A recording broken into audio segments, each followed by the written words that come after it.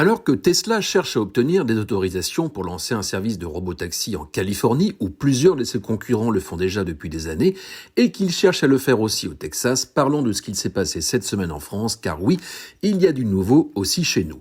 Figurez-vous qu'un petit opérateur de transport de la Drôme, Bertolami, a inauguré un service de navettes autonomes à côté de la gare TGV de Valence. Ces deux véhicules vont circuler sur route ouverte avec un trafic mixte dans un parc d'activités à partir du 10 mars, et ce, dans le cadre d'une coopération avec Renault, la start-up chinoise ReRide et la Massif. Les navettes de 6 mètres de long pourront rouler pendant 3 km avec un opérateur à bord dans un premier temps, puis sans opérateur, sachant que les navettes seront supervisées à distance. Ce déploiement est présenté comme une première européenne avec une autonomie de niveau 4. Toutefois, il y a déjà eu des précédents. D'autres acteurs, comme EasyMile et le groupe Mila par exemple, ont déjà déployé des navettes de niveau 4 en région parisienne, comme au Mureau ou encore à Vélizy. La France a la chance d'avoir, ou en tout cas d'avoir eu, des acteurs en pointe dans ce domaine de la navette autonome. Le pionnier a d'ailleurs été Navia, qui était basé à Lyon et a déployé plus de 200 véhicules, mais la firme, qui a fait faillite, a été rachetée depuis par des Japonais. Et le Toulousain EasyMile se trouve en redressement judiciaire depuis septembre 2024. Soutenu par France 2030, le groupe Mila fabrique à la fois des navettes et les logiciels qui servent à les superviser.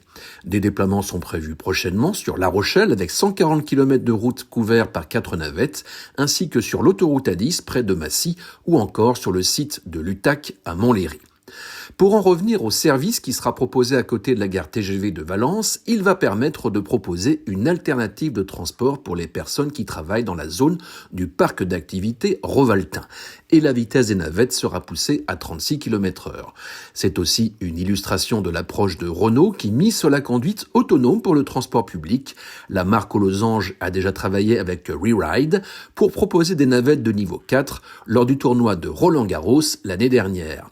Elle connaît bien cet acteur chinois car elle a investi dès 2018 dans le cadre de l'alliance avec Nissan.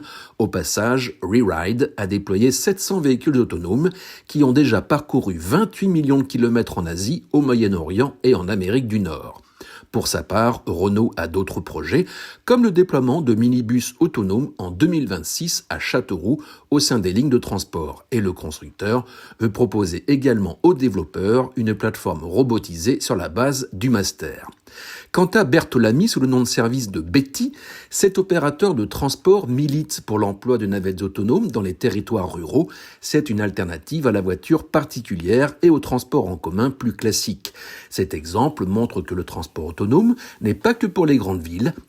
Il a plutôt sa pertinence dans les zones blanches de la mobilité, là où il n'y a pas beaucoup de bus.